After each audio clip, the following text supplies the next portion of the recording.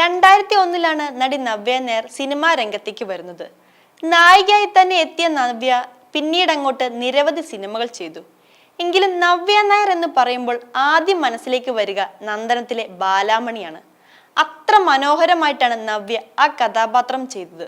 നാടൻ വേഷമായാലും മോഡേൺ വേഷമായാലും നന്നായി ചേരുന്ന നടിയാണ് നവ്യ.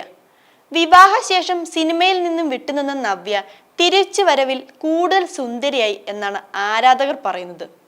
മുഖത്തെപ്പോഴും 20കളുടെ ഭംഗിയാണെന്നും ഇവർ പറയുന്നു. നവ്യ പങ്കുവെക്കുന്ന ഫോട്ടോസിന് താഴെ സൗന്ദര്യ രഹസ്യങ്ങളെ പറ്റി ആളുകൾ ചോദിക്കാറുണ്ട്. ഇപ്പോൾ Q&Aയിലൂടെ നവ്യ ഇതിനുള്ള മറുപടി പറഞ്ഞിരിക്കുകയാണ്.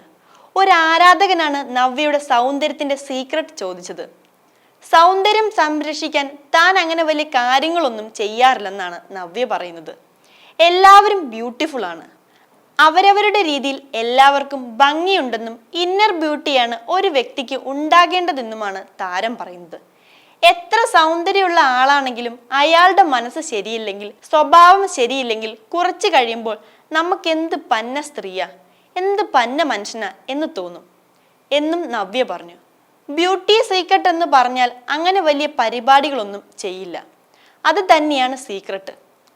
ബ്യൂട്ടി സീക്രട്ട് എന്ന് ചോദിക്കുമ്പോൾ എനിക്ക് ബ്യൂട്ടി ഉണ്ടെന്ന് താങ്കൾ വിശ്വസിക്കുന്നതായി കരുതട്ടെ.